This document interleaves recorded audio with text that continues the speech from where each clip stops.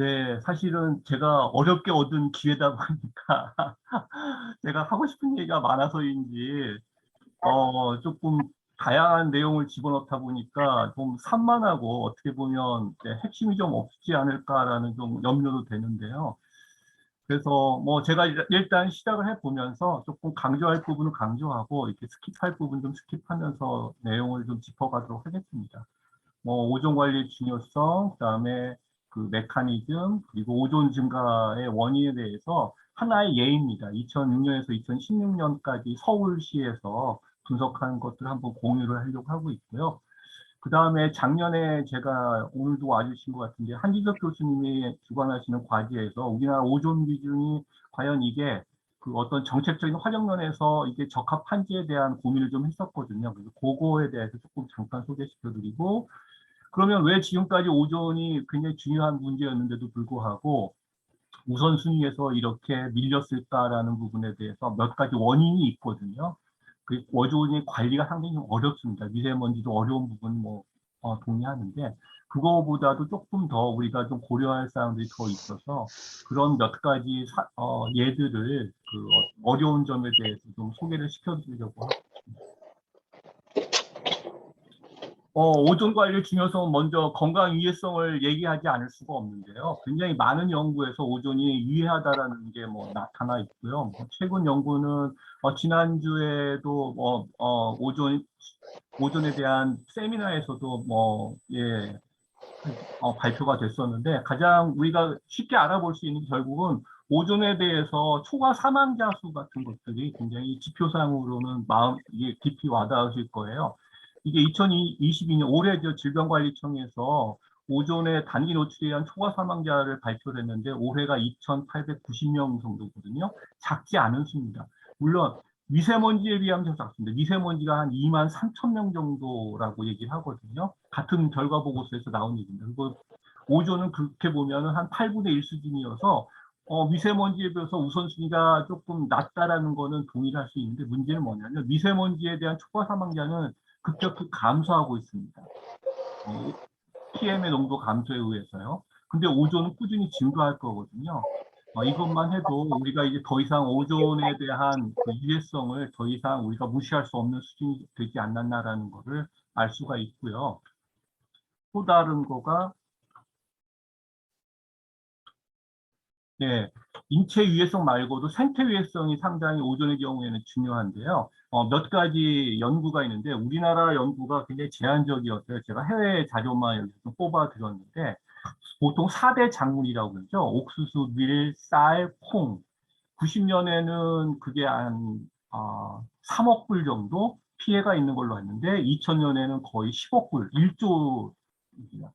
그런데 이제 쌀을 빼고 나머지 3대 작물로 하면 크질 않거든요. 우리나라에서는 쌀이 차지하고 있는 비중이 워낙 크다 보니까 그 쌀의 피해가 가장 큰 걸로 나타나고 있는데요.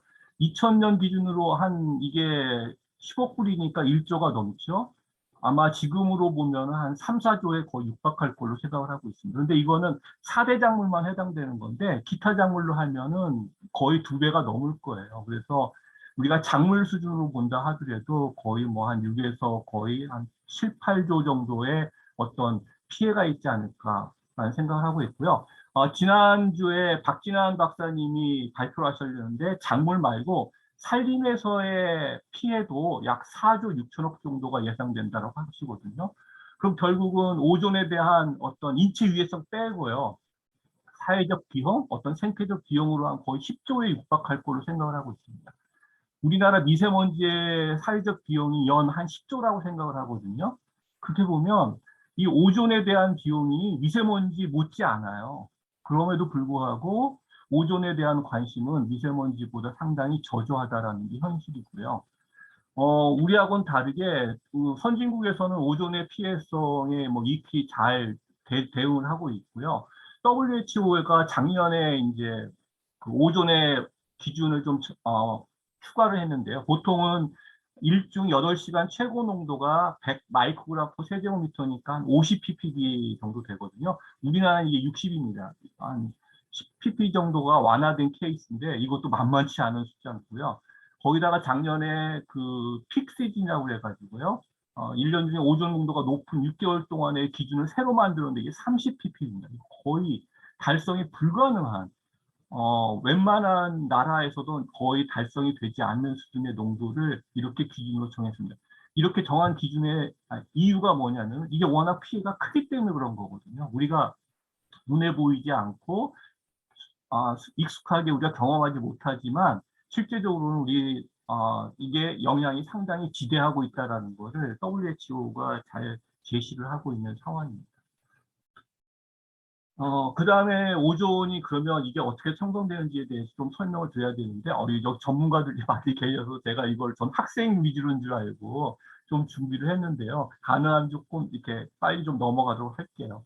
오존이 뭐 생성되는 이유에 대해서는 뭐 잘 아실 겁니다. 휘발성 이기화합물 낙스가 햇빛에 받아서 일련의 화학적인 반응을 이게 거치면서 오존이 형성되는데요. 대륙권 오존의 형성의 거의 대부분 이와 같은 화학적인 반응에 의해서 형성됩니다. 물론 성층권에서 일부 유입이 되는데 10%도 되지 않습니다. 거의 대부분 대륙권에서 형성이 되고 대륙권에서 소멸되는 거. 데포지션, 침적에 의해서 소멸되는 게 거의 한 20%이지만 거의 화학적인 반응에 의해서 이게 오존이 소모가 됩니다. 그 내부를 안에 보면 조금 더 복잡한 케미스트리가 들어가 있거든요. 이걸 바로 설명하는 것보다는 몇 가지 단계적으로 좀 설명을 드리는 게 나을 것 같은데요. 일반적으로 NO하고 NO2가 이제 거의 상호 보완적인 스페시스인데, NO가 오존을 만나면 NO2로 가고, NO2가 광학적인 분해를 하면 다시 오존이 나오고, 이렇게 사이클을 하고, 이게 널 사이클입니다. 그래서 생성되거나 소모되는 것도 없거든요. 이게 일반적인 아주 백그라운드에서 청정한 대기에서 이와 같은 일이 벌어질 수가 있습니다. 그런데 만약 오존이 아니고 NO를 다른 물질이 NO2로 산화시킨다면 그거에서 새로운 오존이 형성될 수 있는 거거든요. 그게 대표적인 게 HO2, 하이드로퍼록시 레디칼, RO2, 올게닉 퍼록시 레디칼. 이 두 가지 물질이 NO를 NO2로 산화시킬 수 있고, 이렇게 산화된 게 광분해 되면서 추가적으로 오존이 형성되는 건데요. 그거의 하나의 예를 들어드리겠습니다. 가장 간단한 예가 바로 CO라는 건데요.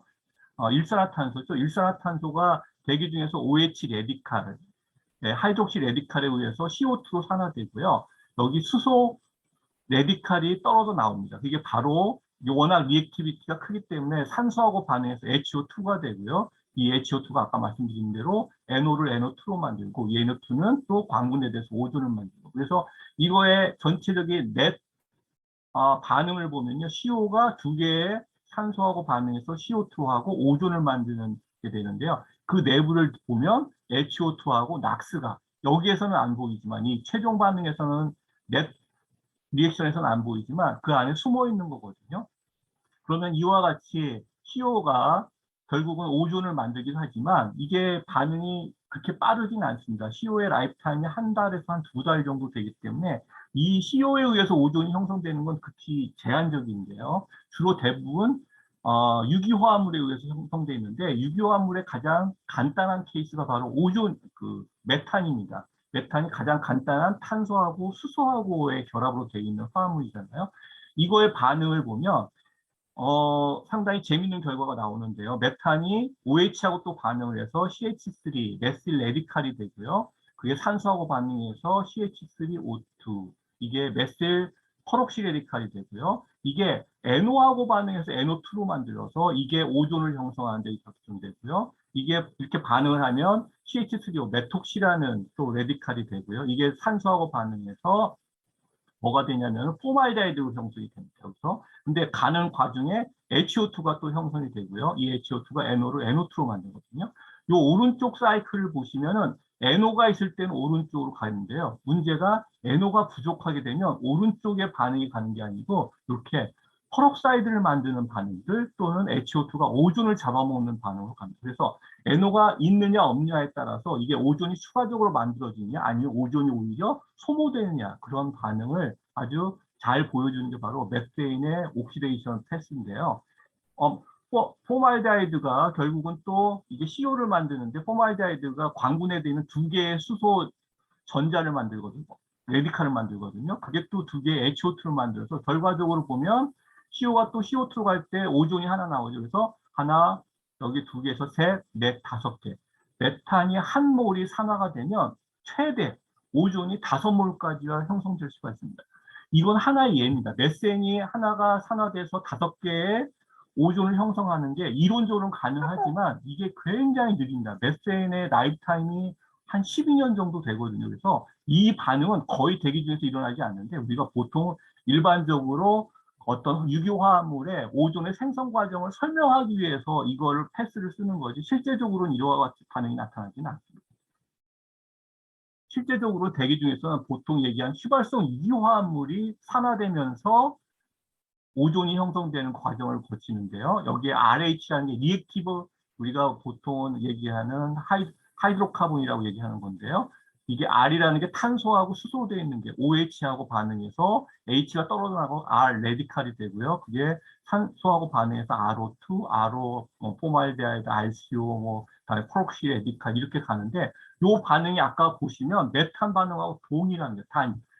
거의 유사한데 여기서 휘발성 유기화합물에서는 이 패스를 한번 돌 때마다 탄소가 하나씩 떨어져 나가는 거거든요. 유기화합물의 탄소가 보통 뭐 2개에서 VOC라고 하면 보통 12개까지 우리가 보잖아요. 그래서 그 탄소가 긴 것들이 탄소가 하나하나 떨어져 나갈 때마다 이 패스를 거치면은요, 한 최대 4개의 오존을 만드는 거예요.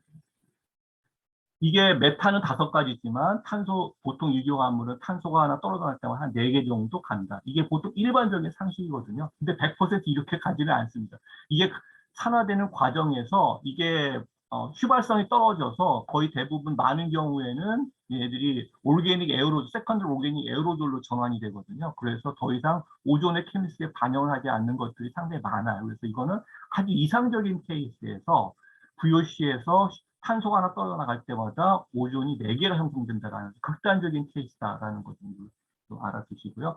이와 같이 복잡한 것들을 좀 단순화하기 위해서 하버드의 제이콥이요. 좀 단순한 교과서적인 하나의 예시를 들어드린 게 바로 이 다이아그램입니다. 오존에서 OH가 만들어져서 휘발성 이교화합물이 RO2를 만들고 그 RO2가 NO하고 반응해서 RO로 가면서 오존을 하나 형성하고 RO가 또 O2하고 반응해서 HO2를 만들고요. 그 다음에 HO2가 또 NO2로 만들면서 오존을 만들어서 VOC가 하나 산화될 때 오존이 2개 발생할 수 있다는 게 이 제이콥이 얘기한 하나의 예시고요. 이거를 가지고 이거의 패스가 사이클이 돌기 위해서는 VOC가 꾸준히 유지돼야 되고 NO가 어느 정도는 공급이 돼야 되거든요. NO가 이 사이클을 돌리는데 일종의 엔진 역할을 합니다. NO가 없으면 이 사이클이 돌지가 않거든요. 그래서 VOC하고 NO의 어떤 상관관계인 어떤 그 역할을 구별하기 위해서 오존의 프로덕션을 낙스가 부족할 때 하고 그다음에 VOC가 부족할 때 거꾸로 얘기하면 VOC 리미티드 우리가 얘기할 때는 VOC 리미티드 또는 낙스 리미티드라고 이렇게 얘기하는데요. 그럴 때 오존의 프로덕션이 VOC 리미티드는 VOC에 비례하겠죠. 그렇지만 또 여기에 관련되는 게 NO2의 농도에 반비례합니다. 그래서 VOC 리미티드 컨디션에서는 VOC 농도가 커질 때 오존의 형성이 많아지지만 또 NO2의 농도는 반비례한다라는 게 형성이 되고요. 그 다음에 낙스 리미티드일 경우에는 VOC하고 상관없이 NO 농도에 비례해서 오존 농도가 형성된다는 게 일반적인 우리의 오존 형성 메커니즘의 어떤 그 일반화의 예시입니다. 요거에 대해서 조금 자세히 설명을 드렸으면 하는데 뭐 내용을 좀 아시는 분들이 많을 것 같아서요. 그거를 기준으로 해가지고 보통 이런 오존의 아이소플레스라고 하죠. 에크마 다이어그램이라고 하는데 이런 것들을 많이 활용을 해서 오존 어떤 정책적인 데에 반영을 하기도 하는데요. 이게 단순화해서 일목요연하긴 하지만 실제적으로 정책에 활용하기는 쉬운 그런 다이어그램은 아닙니다. 예를 들어 보시면은 이니셜 VOC하고 이니셜 락스가 있을 때 오존의 농도를 얘기합니다. 이럴 때 얘가 화학적인 반응을 했을 때 일중 최고 오존의 농도가 어떤 분포를 가질지 이렇게 표시하는 게 바로 이 오존 아이소플레스를 얘기하는 건데요. VOC의 농도가 많을 때는요, 당연히 락스가 리미티드 돼 있겠죠. 그리고 VOC 농도가 작고 락스가 많을 때는 이 포지션이 될 겁니다. 그럴 때 얘가 오존의 최고 농도가 형성되는 그 패스가 상당히 달라져요. 만약에 여기에 어떤 우리가 케이스가 만약에 우리가 여기 있다고 합시다. 여기가 지금 처음 이니셜 VOC가 1600 ppb 그쯤 되고 낙스가 한 70 정도 되는 거죠. 이 상황에서 본다면은 만약에 VOC를 줄이게 되면요, 낙스를 가만히 유지하고 화살표 방향으로 이동하겠죠. 이 화살표 방향 이동을 하게 되면 이 오존 농도는 요 아이소프레스 등고선을 보시면요, 오존 농도는 거의 변하지가 않아요. 그 얘기는 이 포지션에서는 낙스를 줄이지 않고 낙스를 가만히 두고 고정하고 VOC를 줄일 때는 오존의 농도 감소를 우리가 예상할 수가 없다는 거고요. 반대로 우리가 이 포지션에서 낙스 농도를 줄이게 되면 오존 농도가 급격히 줄이게 되는 거죠. 그래서 낙스 리미트일 땐 당연히 낙스를 줄여야 되고 거꾸로 VOC 리미트일 때는 VOC를 줄여야 되는 게 당연한 그런 상황입니다. 그런데 실제적으로 일반적인 우리 도시라든지 우리 일반적인 상황에서 환경 상황에서 이렇게 쉽게 우리가 단정지고 우리가 어느 포지션에 있다고 얘기하기가 그렇게 쉽지가 않습니다. 예를 들어서 EPA에서의 그래프인데요. 도시가 있으면 도시 주변에 외곽 지역에 이렇게 뭐랄까 농촌 지역이라는 산림 지역 같은 게 있겠죠. 근데 바람이 불어올 때 보면 요 외곽 지역의 풍상 방향이라고 보통 얘기하는데 이 지역에서 보면 이렇게 산림이라든지 이렇게 많다 보니까 내추럴 VOC의 발생량이 많습니다. 그렇게 되면은 여기서는 하이 VOC 그다음에 낙스가 좀 작은 그런 상황이 되고요. 이게 이제 도시로 들어오게 되면서 VOC가 줄어들고 낙스가 많아지는 그런 상황이 되고 이게 이제 넘어가게 되면 다시 또 반대로 낙스가 줄어들고 VOC가 커지는 이런 좁은 지역에 있어서도 이런 낙스와 VOC 리미티드 컨디션이 굉장히 많이 달라질 수가 있기 때문에 정책적으로 앞에 나와 있던 그 에크마 다이어그램을 활용하는 거가 그렇게 쉬운 일은 아닙니다. 그런 부분이 오존을 관리하는 데 좀 어려운 부분 중에 하나고요. 이게 오존의 우리나라 그 변화를 보여주는 건데 A가 1990년이고요. 2000년, 2010년, 2020년 동안 오존 농도의 분포를 보여주는 겁니다. 우리나라. 근데 굉장히 많이 달라졌죠. 그렇죠? 30년 동안 보시면 오존 농도의 변화가 거의 한 30 ppb 이상 올라간 걸 알 수 있고요. 또 하나 아까 제가 좀 말씀드린 거에 연결돼서 보시면 서울에서의 어떤 사실은 낙스나 VOC 배출이 가장 많은데도 불구하고 오존 농도는 서울보다는 그 외곽 지역에서의 농도가 훨씬 더 높다라는 거. 이게 오존의 관리를 어렵게 만드는 것 중에 하나가 되겠습니다. 서울 지역을 보게 되면요. 아까도 말씀드렸지만 서울 지역은 낙스의 배출이 많기 때문에 그 VOC 리미티드 컨디션이에요. 보통은 우리가 기준을 한 8대 15 사이를 우리가 보통 기준으로 나누는데 이게 고대 연구팀에서 2016년에 코러스 AQ 기간 동안에 분석한 건데 기울기가 한 4대 1 정도밖에 안 되거든요. 낙스하고 VOC의 비가. 그렇다는 거는 서울시에서는 낙스가 이게 VOC에 비해서 과대 배출이 되고 있다는 걸 알 수 있고 VOC 리미티드라는 걸 알 수 있습니다. 결국은 서울에서의 오존을 줄이기 위해서는 낙스를 제한하는 것보다는 VOC를 줄이는 게 맞거든요. 그렇지만 그게 이렇게 쉽지가 않습니다. 조금 이따 말씀드리겠지만 우리나라 지금 미세먼지 대책에서 가장 핵심적인 게 낙스를 우선적으로 줄이는 거거든요. 근데 서울 같은 경우에 이게 지금 VOC 리미티드 컨디션인데 낙스를 줄이다 보니까 오존 농도는 더 증가할 수밖에 없는 그런 상황이 되고 있습니다. 그 부분에 대해서는 다시 한번 설명을 드릴게요. 이게 앞에 나왔던 그 1990년부터 최근까지의 오존 농도의 변화 그래프인데요. 주요 도시하고 경기도를 포함한 겁니다. 2016년을 기준으로 해서 조금 나눠놨는데요. 그 전까지 보시면 거의 꾸준히 증가했습니다. 물론 2000년대 초반에 오존 농도가 이렇게 약간 플랫하게 농도가 그냥 그 답보 상태인 그런 케이스도 있었는데 그거 제외하고는 다시 꾸준히 증가하고 있는 거, 농도는 연 한 1 ppb 정도 이상 증가하고 있는 것을 알 수 있고요. 이게 도시마다 2016년 기준으로 약간 좀 달라집니다. 서울 경기권은 계속 증가하고 있는데, 뭐, 광주라든지 몇 개 지방 소도시에서는 농도가 좀 감소하고 있는 추세가 보이고요. 어떤 지역은 그냥 대구 같은 경우에는 꾸준히 그냥 농도가 유지되고 있는 그래서 앞으로 요 도시마다 이게 어떤 오존 농도의 변화가 조금 차별화될 것 같은 생각이 들고 있습니다. 자, 문제는 그러면 이와 같은 오존의 농도가 증가의 원인이 무엇이냐? 사실 도시 지역에서는 거의 직감적으로 대부분 아실 거예요. 도시 지역은 이게 VOC 리미티드인데 우리가 낙수를 많이 줄이고 있기 때문에 오존이 증가할 수밖에 없는 그런 상황인 걸 다 아실 거예요. 근데 그러면 그게 얼마만큼 기여를 하는지에 대한 우리가 한번 평가를 좀 해야 될 필요가 있거든요. 그런 평가를 하기 위해서 제가 그러면 오존이 증가할 수 있는 모든, 제가 생각할 수 있는 모든 원인을 여기 나열을 해봤습니다.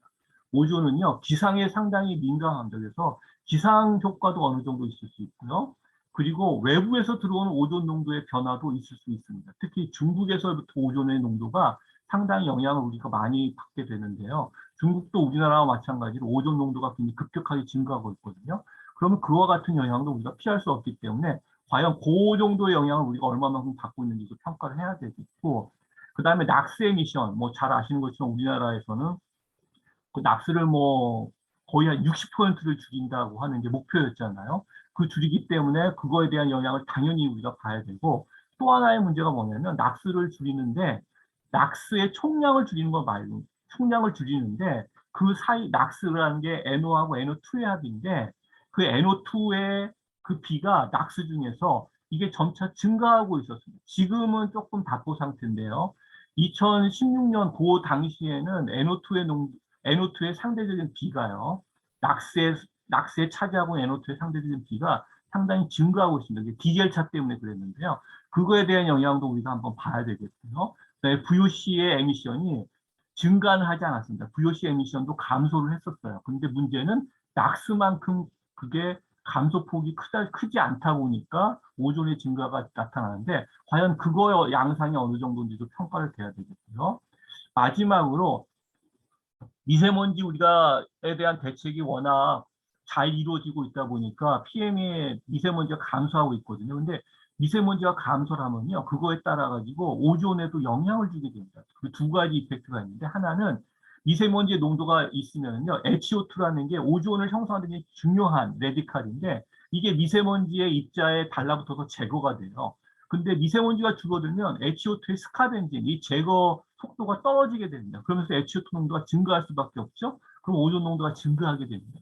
그런 현상이 나타날 수 있고요. 두 번째는 미세먼지가 많아지면 AOD의 변화가 생기고 AOD의 변화가 생기면 당연히 이게 포톤의 넷플럭스에도 영향을 주기 때문에요. 이게 광분의 효과에도 영향을 주기 때문에 오존에도 영향을 줄 수가 있습니다. 그래서 이런 효과들이 과연 지난 10년간 2006년부터 해서 2016년까지 어떻게 달라지는지를 한번 평가를 했어요.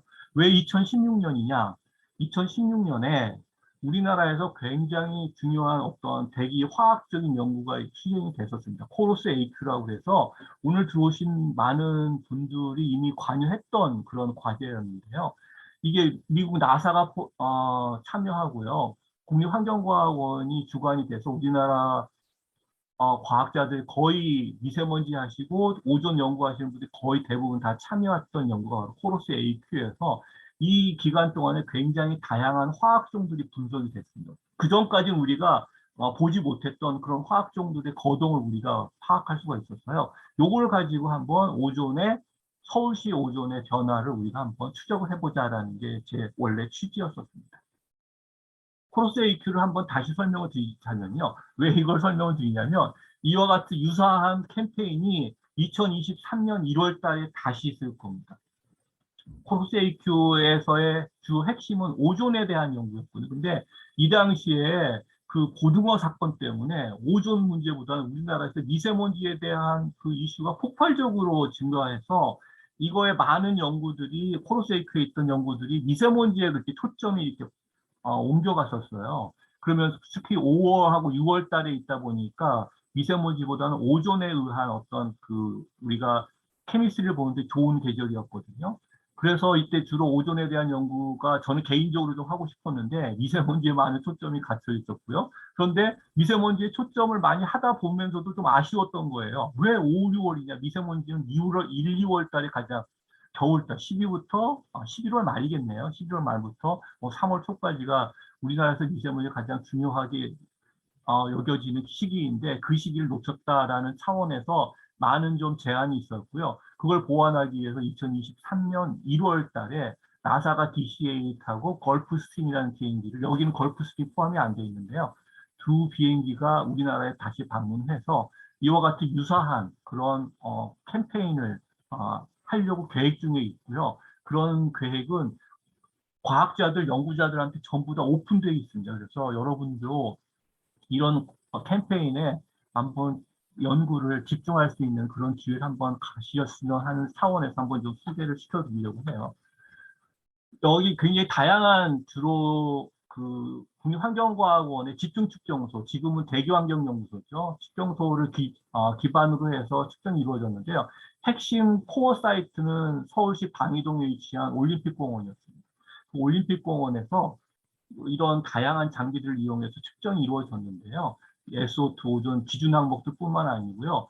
굉장히 다양한 레디카를 포함한 우리가 기존에는 측정이 안 됐던 레디카를 포함한 측정이 이루어졌고요. 물론 PM들 포함해서요. 굉장히 다양한 기상 관측 포함해서 관측이 이루어져서 이 자료들을 활용하면 서울시 오존 농도 증가의 어떤 원인을 좀 파악할 수 있는 기회가 되지 않을까 해가지고 이 코로스-AQ 자료를 이용해서 서울시 오존 증가의 그 원인을 2016년을 기준으로 해서 제가 보게 됐어요. 사실은 우리가 2022년에 살면서 최근 거를 봐야 되지만 기회가 2016년에 집중되다 보니까 조금 약간 시기적으로 좀 늦은 감이 있지만 이렇게 분석을 한다라는 차원에서 보셔야 되고요. 이 결과가 어떻다라는 거에서 집중하시면 안 됩니다. 이런 과정을 분석을 이런 과정을 통해서 할 수 있다라는 거 그리고 그걸 어떻게 활용을 해야겠다라고 여러분이 그거를 인지하는 게 필요하지 결과에 대해서 너무 집중하지는 말아주세요.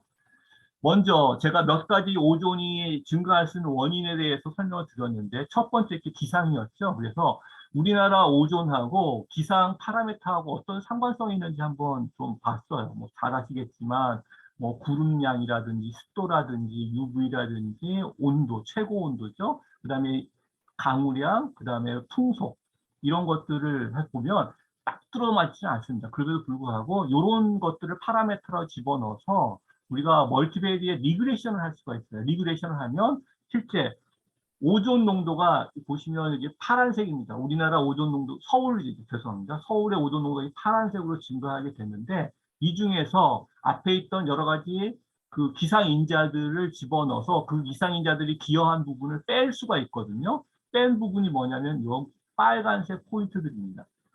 무슨 얘기냐면 이 파란색 라인은요. 0.94 ppb가 서울시에서의 오존 농도가 2006년부터 2016년까지 증가하는 양상이에요. 근데 그 안에서 제가 기상적인 부분을 빼니까 기울기가 얼마로 줄어드냐면 0.667로 줄어듭니다. 그 얘기는 무슨 얘기냐면 웨더 이펙트가 1년에 한 0.28 ppb 정도 나타난다. 결국 서울시에서 2006년에서 2016년까지 오존 증가가 약 1ppb 정도 나타나는데 그 중에서 0.3 ppb 정도는 오로지 기상적인 요인에 의해서 특히 대부분이 온도 증가입니다. 온도에 의해서 나타난 결과다라는 게 일단 처음 분석이었고요. 그 다음에 백그라운드 오존이 어떻게 영향을 주느냐. 안타깝게도 우리나라 백그라운드 오존을 상시적으로 관측할 수 있는 그런 자료가 2006년하고 2016년 사이에는 없어요. 다행스럽게 백령도가 2017년인가 8년부터 꾸준히 자료가 나오기 때문에 그 이후에는 최근에는 백령도 자료를 활용하면 되지만 안타깝게도 2016년, 2006년과 16년 사이에서는 백령도 자료를 활용할 수 없기 때문에 제가 일본에서의 그 리모트 사이트에서 오존 증가 그리고 우리나라 서해안에서 관측은 아니고요. 이게 오미하고 MLS에서 그 오존 그 스캐닝 센서가 있거든요. 위성 자료입니다. 위성 자료에서 5, 6월 달에 오존 농도가 서해상에서 어떻게 달라지는지 제가 한번 그려봤더니 일본에서 측정한 거하고 위성에서 관측한 거 거의 비슷해요. 한 0.4 ppb 정도 백그라운드가 증가하고 있다는 걸 보였습니다. 그 얘기는 우리나라 풍상 측에서 오존의 증가가 매년 0.4 ppb 정도가 나타나고 있다는 거. 그러니까 우리가 아무 짓을 안 해도 기상적으로 나타나는 게 0.3 ppb, 그 다음에 백그라운드가 벌써 0.4 ppb 된다는 겁니다. 그래서 아무 짓도 안 해도 우리나라는 0.7 ppb의 오존 증가를 경험할 수밖에 없는 상황입니다. 그러면 다른 이제 몇 가지 어떤 화학적인 요소들을 또 평가를 해야 되는데요. 그런 화학적인 요소를 평가하기 위해서는 우리가 모델을 안 쓸 수가 없습니다. 근데 제가 모델을 하는 사람이 아니어서 그냥 단순한 박스 모델을 적용을 했는데요. 박스막스라는 케미칼 박스 모델이 있는데 요거를 코러스 AQ에 있는 자료들의 입력 자료를 넣어가지고 박스 모델 하나 만들었고 그 박스 모델에 우리가 제가 아까 얘기했던 에노트라든지 다음에 에어로졸 이펙트 이런 걸 집어넣어서 센시티비티를 한번 테스트를 했어요. 그래서 이런 요소들이 어떻게 현재 오존에 현재가 아니고 죄송합니다. 2016년에 영향을 주는지를 제가 평가를 했는데요. 박스마스가 이게 가스케미스트리 메커니즘밖에 없어요. CV05밖에.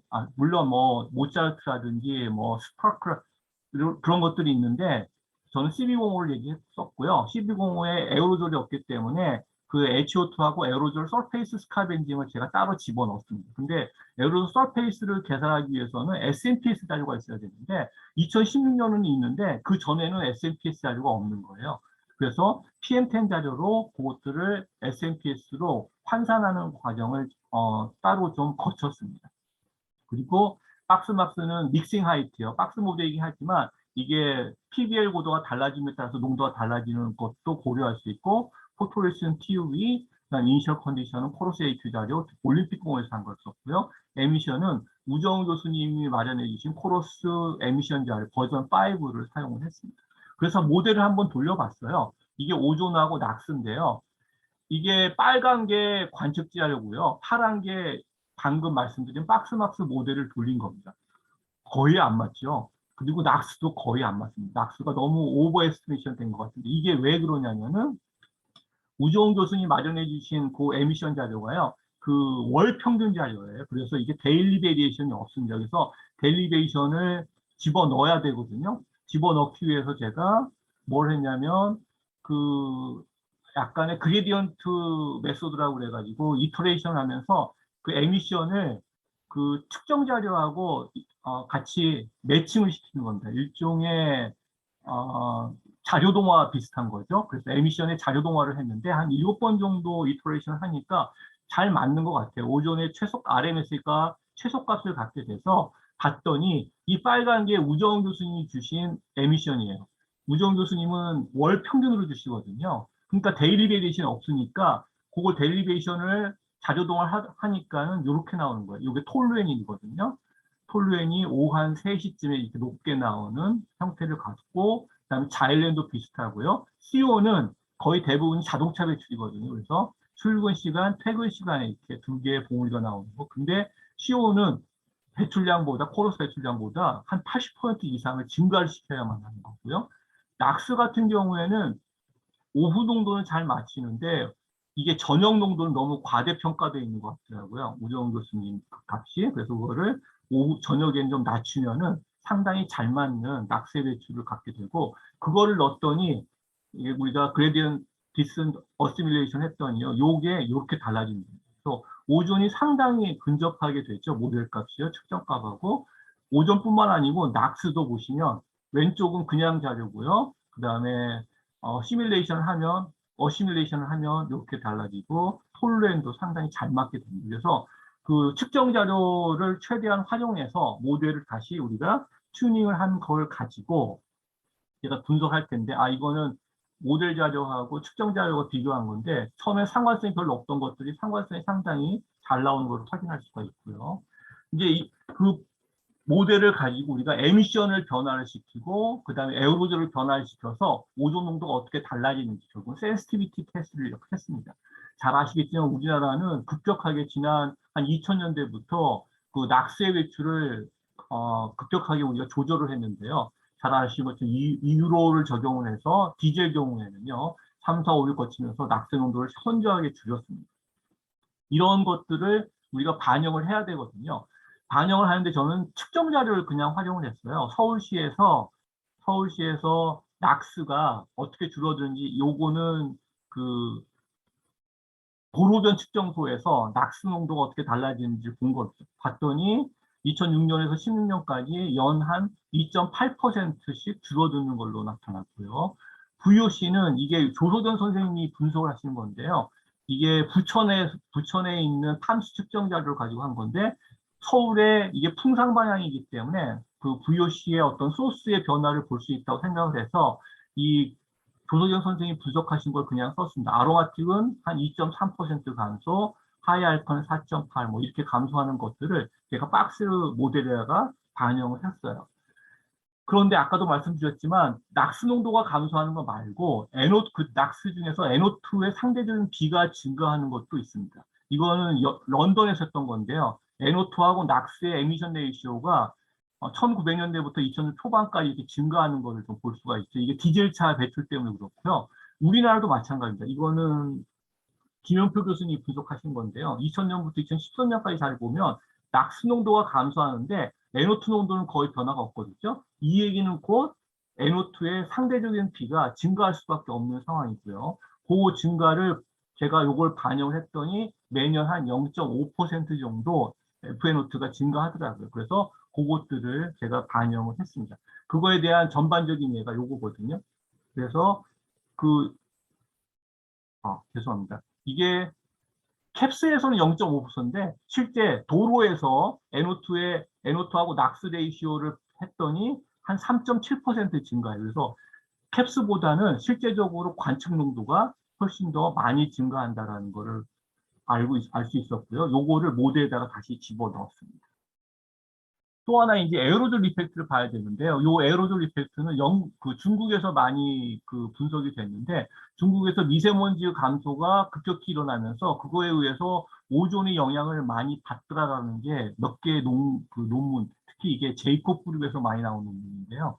이 논문들이 많이 발표가 됐어요. 근데 여기에 대해서는 반론을 제기한 사람도 상당히 있어요. 그래서 저도 그렇게 에어로졸이 크게 영향을 줄 것 같지는 않다고 생각했지만 그래도 분석은 해야 할 필요가 있어가지고 에어로졸 이펙트를 하려고 했는데 문제가 그러려면은 서페이스 에리아를 알아야 되는데 그 2006년부터 16년까지 자료가 없어요. 그래서 코로스 AQ 때 SAD 하고요. PM10하고의 상관관계를 집어넣어서 PM10의 변화값을 대입을 해서 지난 10년 동안 그 서페이스 에리어가 어떻게 달라졌는지를 추정을 했습니다. 그 값을 넣었더니 한 3.53% 변화 줄어드는 거죠. 서페이스 에리어가 그 값을 집어 넣었고요.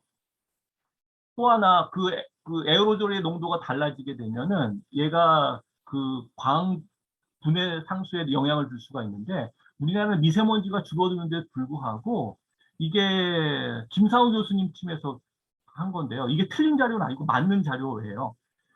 미세먼지가 줄었음에도 불구하고 AOD는 오히려 한 4%, 0.4% 증가를 했습니다. 이게 이유가 뭐냐면은 PM10의 농도는 감소를 했지만 AOD는 증가했다는 건 뭐냐면 입자의 사이즈가 작아져서 그렇지 않을까라는 얘기가 나왔고요. 이게 맞는 것 같아요. 그래서 이 값을 그냥 집어넣습니다. 그래서 AOD가 0.4% 증가하는 것들을 넣었고요. 그래서 제가 아까 말씀드렸지만 박스 모델이라는 거를 하나 갖고 있고요. 이거 이제 잘 맞는 거죠. 코로스 AQ의 2016년 자료에 완벽하게 튜닝이 된 거. 낙스를 연 2.8% 감소시키고요. 그 다음에 NO2의 상대적인 포션을 3%씩 증가시키고 VOC 에미션을 이게 종마다 달라서 한 2%에서 11% 감소시키는 거 집어넣고 설페이스가 한 3.5% 감소하는 거, AOD가 4% 증가하는 거. 그걸 모델에 각각 따로따로 집어넣었어요. 그랬더니 오존이 낙스 에미션에 의해서는 1ppb 정도 증가하고 FNO2의 변화에 의해서는 0.1ppb, VOC가 줄어드는 거에서는 마이너스 0.94ppb가 줄어들고 설페이스 에리어가 감소하는 게 한 0.2ppb 정도, 그 다음에 AOD가 증가하는 거. PM은 감소하지만 AOD는 증가했잖아요. 거기서 감소하는 오존의 농도가 한 0.1ppb 정도 되더라. 그거를 정리하면 이렇습니다. 이 값을 지금 적용하시면 안 됩니다. 이건 2016년의 값이기 때문에 지금 굉장히 또 배출이 변화가 심하게 나타나고 있거든요. 그래서 이거 그냥 하나의 예로만 생각하시고 이런 오존의 상대적인 기여를 어떻게 계산할 수 있구나라는 차원에서만 보시면 돼요. 보시면 저희가 측정한 오존의 연 변화가 0.94ppb거든요. 그런데 낙스를 주면서 오존이 증가한 게 1.08ppb고요. 그 다음에 외부에서 들어오는 게 0.4ppb 정도 됩니다. 그리고 기상에 들어서 나타나는 0.28, HO2의 스카벤진이 감소해서 나타나는 오존 증가 0.24, 그다음에 에미션 FNO2의 변화에서는 게 0.1ppb.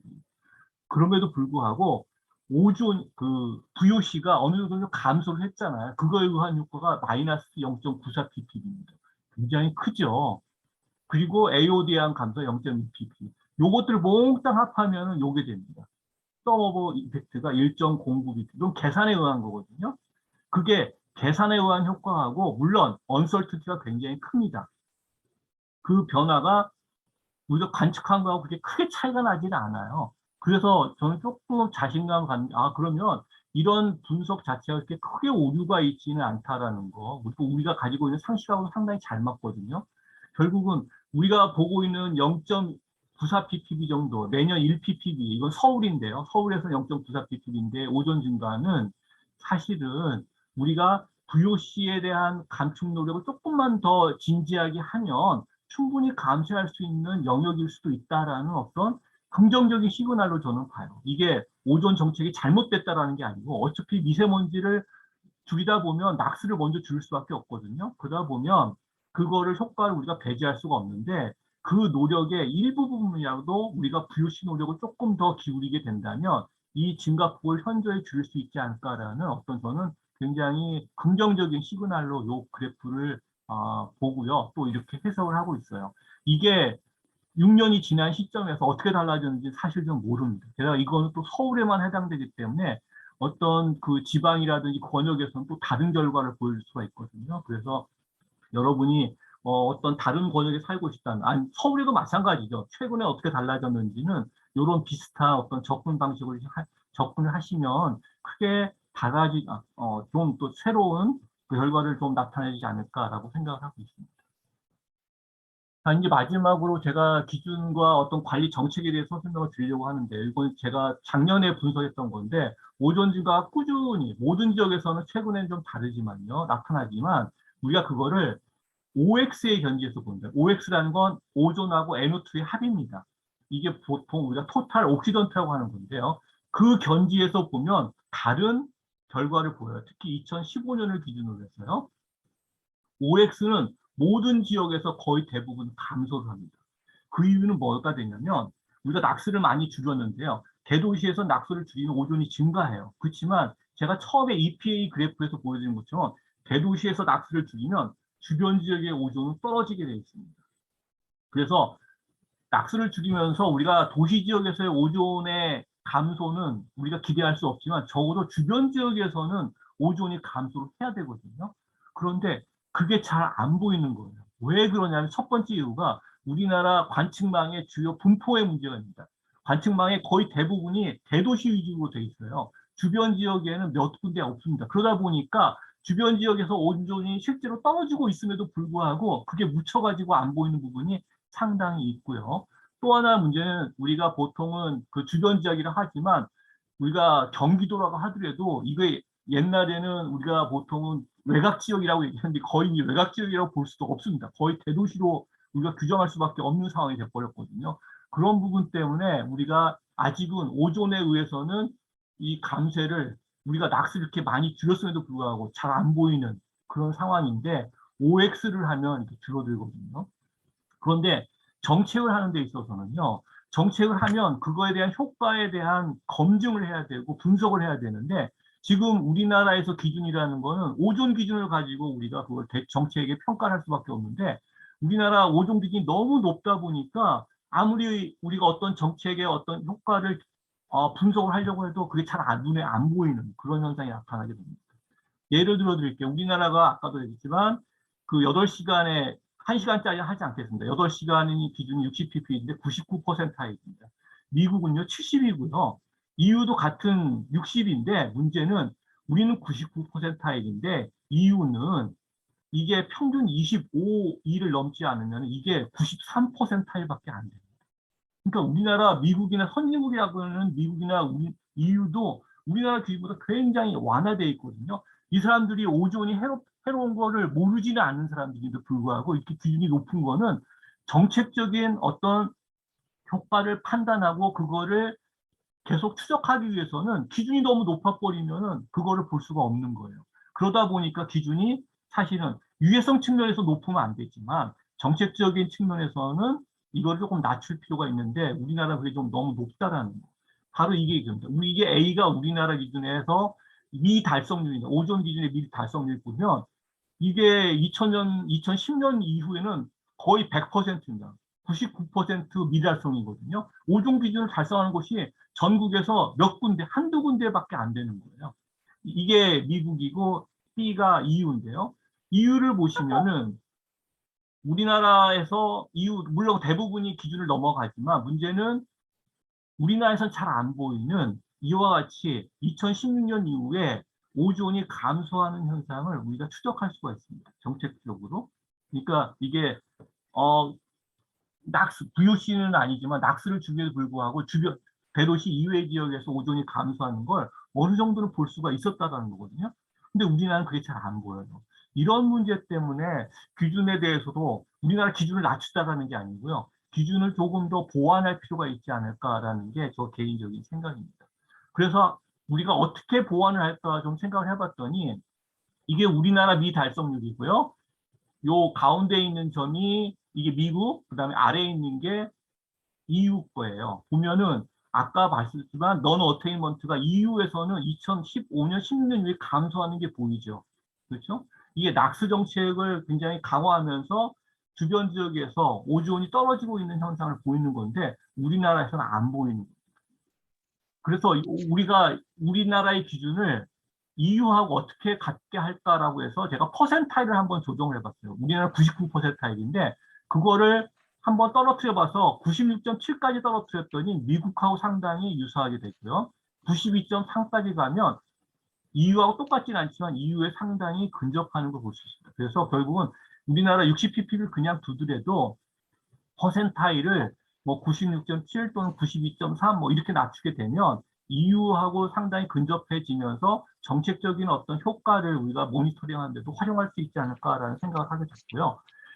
뭐 극단적으로 우리가 그 기준 자체를 낮출 수도 있죠. 우리가 지금 60인데 그거를 실제 얼마만큼 낮춰야 미국하고 EU까지 되나 봤더니 미국 기준으로 가려면 68, 그리고 EU로 가려면 76이 돼야 되는데 기준을 낮추는 건 상당히 어려울 것 같습니다. 우리나라 기준을 완화하는 건 환경 정책상 우리나라 정책에서 한 번도 기준을 완화한 적이 없다고 하더라고요. 그렇기 때문에 기준을 완화하는 건 거의 불가능할 것 같고 결국은 앞에서 잠깐 설명드린 것처럼 퍼센타일을 우리가 잠정적인 퍼센타일을 우리가 보통은 그 인터름 그러니까 중간 단계 그러니까 어떤 그 실제 기준은 아니고 그 인터럼 스탠다드로서 퍼센타일을 조정할 수 있지 않을까라는 게 좀 개인적인 생각이고요.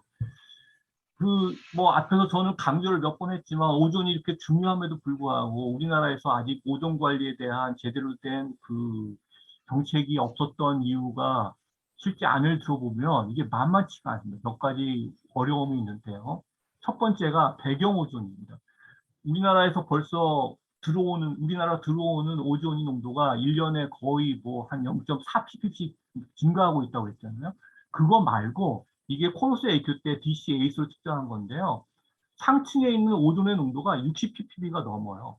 우리가 지표면에서는 NO의 타이트레이션 효과 때문에 이게 다이너럴 베이션이 있고 평균적으로는 뭐 30, 40, 뭐 50 이렇게 되겠지만 상층에서 PBL 위에서는 60ppm가 넘어요. 근데 공기가 계속 지표면에 있는 게 이게 PBL 위에 있는 공기하고 이게 교환될 수밖에 없거든요. 믹싱이 일어날 수밖에 없는데 그러다 보면은 우리 기준치 이상에 있는 공기하고 자꾸 섞이기 때문에 기준을 60ppm를 맞춘다는 것 자체가 굉장히 어려울 수밖에 없다. 이게 관리에서 굉장히 어려운 부분 중에 하나고요. 또 하나는 뭐냐면은 VOC가 그 오존을 만들 굉장히 중요한 역할을 한다고 그랬는데 우리가 VOC의 그 관측을 하는 굉장히 다양한 툴들이 있습니다. 뭐 GC 매스도 있고 PTR 매스도 있고 있는데 그런 것들로 측정할 수 있는 VOC들의 스페시스 종류의 한계가 있어요. 보면 이게 우리가 OH 리액티비티라고 해서요. 우리가 OH의 농도 변화를 보면 이 OH가 반응하는 종류들을 우리가 추정을 할 수가 있는데 OH가 반응하는 것 주로 NO2하고 VOC들인데 우리가 측정하는 NO2하고 VOC를 가지고 해보면 OH가 반응하는 속도를 따라갈 수가 없습니다. 그 얘기는 우리가 측정하지 못한 어떤 종이 있다라는 건데 그 종이 우리가 생각하기로는 VOC 종인 것 같아요. 근데 우리가 측정하지 못하는 VOC 종이 있고 이 VOC 종이 사실은 OH하고 반응을 하고 또 오존을 만드는 데 기여를 하는데 그게 뭔지를 모르고 있다는 게 지금 가장 큰 문제 중에 하나고요. 그것들을 찾아내는데 우리가 생각하기로는 옥시다이즈 되어 있는 그런 VOC들이지 않을까 산화된 상태에서요. 일부 산화가 좀 진행되어 있는 VOC들이라고 생각을 하는데 그거에 대한 특별한 아직은 그 분석 예가 없고요. 이런 것들이 다 정성이 우리가 분류가 되지 않으면 관리하는 데도 상당히 어려움이 있을 거라고 생각을 들어요. 세 번째로 또 하나의 어려움이 뭐냐면 우리가 오존은 주로 야간에만 형성이 된다고 생각하고 있었는데 최근에 그 생각이 좀 많이 바뀌고 있습니다. 우리가 미세먼지 할 때 많이 나타나는 것 중에 하나인데요. SOA 중에서 야간에 N2O5가 우리가 질산염을 형성하는 과정을 많이 보시잖아요. 근데 이 질산염이 형성이 될 때 NO2 플러스가 형성되고 이게 녹아있는 그 에어로졸 상에서 크루이라고 반응해서 ClNO2를 만들고 ClNO2가 이게 기체 휘발성이 굉장히 큽니다. 그래서 이게 CL2로 가고 CL2가 낮에 광분해 되면서 CL이 레디칼이어서 VOC를 산화하고 오존을 산화하지 않을까라는 이것도 기여율이 상당히 큰 걸로 나타나고 있거든요. 물론 우리가 주간에 OH만큼은 아니지만 어느 정도는 기여를 한다고 알려져 있는데 이거를 우리가 파악하기 위해서는 헤테로지니스 케미스트리하고 레디칼 케미스트리를 봐야 되는데 아직 우리나라의 역량이 충분하지는 않아요. 다행스럽게 코로스 H기관하고 우리가 맵스 서울이라고 2015년에 했던 게 ClNO2가 이게 김세용 박사님이 분석하신 건데 그때 CL2에 보면 농도들이 정말 만만치 않은 수준이에요. 실제적으로 나이타임 케미스트리하고 야간 그 CL 그 레디칼들이 야간의 레디칼들이 주간의 오존 농도에 충분히 영향을 끼칠 수 있는 수준이다라는 것까지는 짐작이 되는데 이거에 대한 우리의 정확한 어떤 해석이 아직까지는 안 되고 있는 게 오존을 우리가 연구하는 데서 아직은 한계라고 알려져 있습니다. 또 하나 우리가 고민해야 되는 것 중에 뭐냐면 OH가 우리는 오싱글렛 D라는 거가 물하고 반응해서 수증기하고 반응해서 두 개의 OH를 만드는 게 OH의 주요 소스로 우리가 이해를 하고 있었는데 실제로는 다른 소스들이 있는 것들이 좀 최근에 많이 나타나고 있어요. 특히 호노라는 놈들이 이게 야간에 많이 형성되는데 주간에도 나오거든요. 주간에도 상당히 높은 수준의 이게 고대에서 측정된 건데요. 호노가 나오는 거고 이 호노의 농도에 의해서 OH에 영향을 주고 그 OH가 결국은 오존에도 영향을 준다는 게 밝혀지고 있습니다. 그래서 이런 부분들도 우리가 좀 해결해야 되는 과제로 보고요. 이런 케미스트들이 특히 그 헤테로진 케미스트하고 맞물리면서 그 영향이 상당히 커질 것으로 생각을 하고 있는데 그 해석이 아마 좀 젊은 과학자들, 연구자들이 이런 부분에 조금 더 많은 관심을 가져주셔야 되지 않을까 생각을 합니다. 마지막으로는요, 화학적인 부분이 아니고 바로 해류풍에 대한 건데요. 이 코러스 AQ 때 5월 20 날이요, 저녁 한 6시부터 8시 사이에 오존이 수직으로 증가하는 한 40ppb가 증가하는 현상이 나타나게 있었어요. 이게 그전에는 우리가 보지 못했던 현상인데, 없었던 현상은 아니고 우리가 미처 보지 못했던 현상이었던 거예요. 그게 뭐냐면 바로 해류풍에 의해서 오존이 이게 수도권에서 굉장히 광범위한 지역을 이동하는 거를 우리가 파악한 겁니다. 오른쪽 그래프를 보시면 이게 OX 농도인데요. 20일 아침에 보시면 서해상에서 오존 농도가, OX 농도가 이렇게 어큐레이션 되는 게 보입니다. 그러다가 1시쯤 되면서 해육풍에 의해서 이게 오른쪽으로 이동을 해서 올림픽공원이 여기쯤 있거든요. 저녁 7시쯤에 올림픽공원까지 오게 된 거예요. 그래서 박스 모델로만 해서는 이해할 수가 없는, 이해가 안 되는 오존의 어떤 그 트랜스포트 되는 그런 부분들도 이건 로컬 헤테로지니어스죠. 로컬 헤테로지니어티를 우리가 평가하지 않으면 이런 오존의 어떤 다이나믹을 보기가 상당히 어렵지 않을까라는 부분들. 근데 중요한 건 우리나라에서 주요 대도시들이 이렇게 해변에 많이 있어요. 해안가예요. 그래서 이런 해일풍의 영향을 사실은 굉장히 많이 받을 걸로 생각이 되는데 그거의 영향이 얼마만큼 빈도를 가지고 또 어느 정도의 영향을 가지고 영향을 주는지는 아직 잘 알려져 있지 않습니다. 그래서 이런 부분들도 우리가 해결해야 될 과제고 이런 것들이 다 복잡하게 어울리고 반영이 돼야만 제대로 된 오존 정책이 나오는데 그게 쉽지는 않습니다. 그러다 보니까 오존에 대한 어떤 액션이 이렇게 미세먼지만큼 이렇게 활발하게 나타나지는 않은 것 같은 생각이 들어요. 그래서 이거 누구 하나가 혼자 해결할 수 있는 문제가 아니거든요. 화학적으로도 굉장히 다양한 화학의 어떤 그 기반을 가지고 계신 연구자들이 하나하나 해결하지 않으면 전체적으로 이걸 파악하기는 굉장히 어렵지 않을까라는 생각을 가지고 있고, 제가 이 기회를 빌어서 젊은 과학자들이 굉장히 오늘 많이 들어오신 것 같은데, 오존 문제에 대해서 해결할 게 많거든요. 미세먼지 사실 제가 조금 이게 몰라서 하는지 모르겠는데, 많은 부분이 미세먼지는 이미 이렇게 손을 많이 타가지고 어떻게 보면 접근하기가 조금 이제 어떤 새로운 사실을 알기가 어려울 수도 있어요. 그런 부분에서 오존은 젊은 과학자들이 한번 도전적으로 해볼 수 있는 과제지 않을까라는 생각을 하고 있습니다. 제가 시간이 이렇게 만만치 않아서 말을 좀 빨리 하다 보니까 조금 부족한 부분이 많았던 것 같은데, 얘가 여기서 적어놨던 것들은요, 앞에 얘기했던 것들을 요약한 거니까 그냥 한번 읽어보시고요. 그리고 제가 오늘 발표 자료는 사업단에 제가 넘겨서 언제든지 여러분이 열람하실 수 있는 걸로 알고 있거든요. 나중에 시간 내서 하나하나 보시면서 질문 사항이 있으면요, 저한테 연락 주시면 제가 성심껏 대답을 해드리도록 하겠습니다. 네, 뭐 너무 많은 내용을 두서없이 설명드려서 죄송하게 생각을 하고요. 예, 아무튼 마지막으로 전해드리고 싶은 거는 오존에 대한 연구의 기회는 많이 열려 있다. 그리고 2023년 1월 달에 굉장히 중요한 캠페인이 있는데, 그 캠페인에 많은 관심과 그다음에 참여를 여러분한테 좀 부탁드립니다. 네, 이상입니다. 감사합니다. 예, 아유, 굉장히 다양한 측면에서 이제 생각하시고 계신 부분들을 좀 잘 설명해 주신 것 같습니다. 그래서 오늘 또 많은 분들이 참여해 주셔서 뭐 궁금하신 부분들 있으면 이제 나중에 말씀드려도 되지만 이 자리에서 또 해소하는 것도 좀 필요한 것 같아요. 그래서 일단 궁금하신 부분들 뭐 이렇게 말씀해 주셔도 되고 채팅창에 올려주셔도 되고 그렇습니다. 예.